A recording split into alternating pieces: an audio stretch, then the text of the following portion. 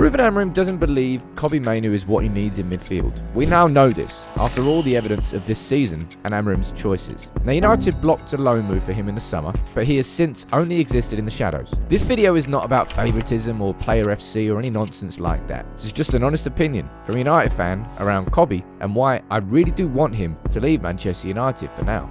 Always a cheery conversation when talking about Manchester United right now, isn't it? We need to speak about Kobbie. We really need to speak about Kobbie, because I'm telling you, I'm going to approach this video from three perspectives, all right? Ruben Amorim's, Kobbie Mainoo's, and also the club's.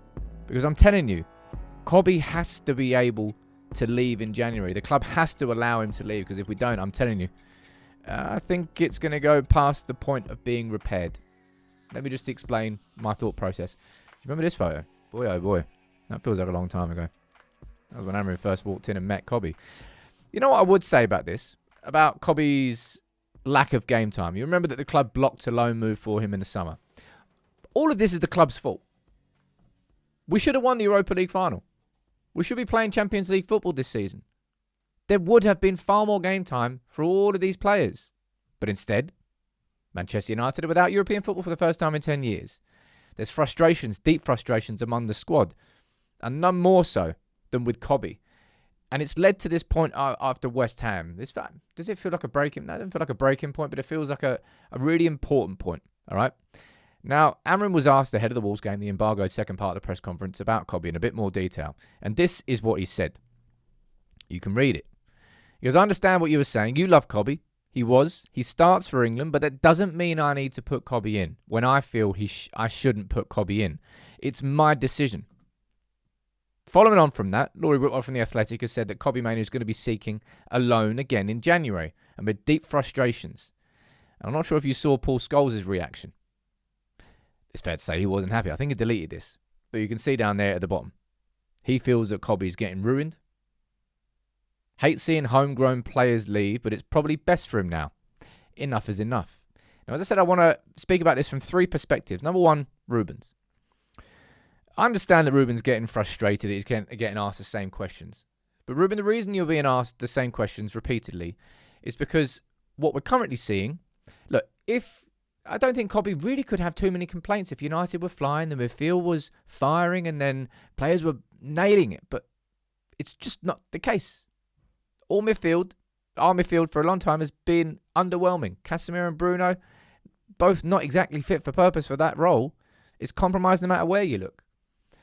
But Kobbie was told that he was considered a starter quality, and there was going to be competition. It's been a monopoly on midfield, and he's not had the minutes, despite the fact that United's midfield consistently is a problem. And in a game like West Ham, where United are, well, when Ugarte came on, we weren't chasing a goal, but this United team has kept one clean sheet this season, and we conceded, and then we were chasing a goal, and then you want Kobbie on, but instead you've got Ugarte. That's why you keep being asked about it. And that's why you will continue to be asked about Kobbie. And then there's Kobbie's perspective. Mate, get a loan spell, lad.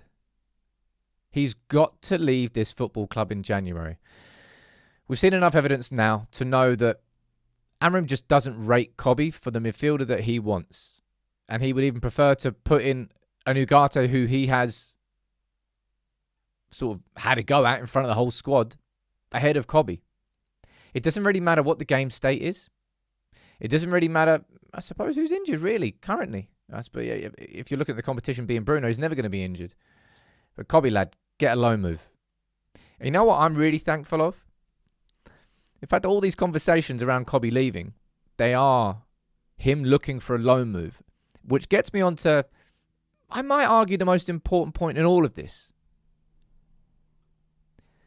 Jason Wilcox and the club. You are looking at a player in Kobbie who we can all pretty much guarantee if he played in the right environment and the right team, the right manager for 2 years, not even 2 years really, just a season, he'd be a player that we'd be looking at immediately and go, we could probably spend 50, 100 million on that player. And he's right there. I think United should be almost thankful for the fact that Kobbie wants to just get a loan move. He needs to get that loan move, because if you don't give Kobbie that loan move in January and you keep him at a club and he's a situation where he's frustrated under a manager who's clearly not going to play him and nothing's really going to change in the second half of the season, then I guarantee you Kobbie changes how he looks at Manchester United. Do I think that Kobbie's guaranteed to get into the World Cup squad if he moves to Napoli, for example, which Fabrizio Romano is suggesting he's interested in? No, not guaranteed. Not with Elliot Anderson's breakthrough. Declan Rice obviously got that spot there. Adam Wharton, someone's going to miss out. It may well have been Kobbie anyway. But if United just keep him at United, block another loan move in the same way that we blocked a loan move in the summer, and then we don't play him, he's going to look down on the club. And when it comes to, if you want to call it, protecting the value, the assets that we've got, you can't do that with Kobbie.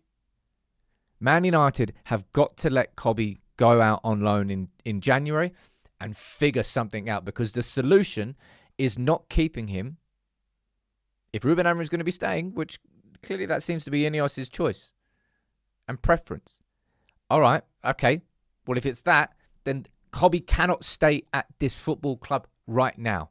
Because if you do it, come the summer, he's off. I'm leaving Manchester United. I'm handing in a transfer request. There's no chance that I think he stays at the club.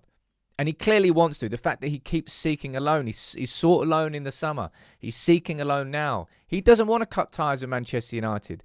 But he absolutely doesn't want to sit in a situation where he's on the bench. He's told there's competition and competition isn't going to come. Do I think that if Kobbie comes in, our midfield woes are sorted?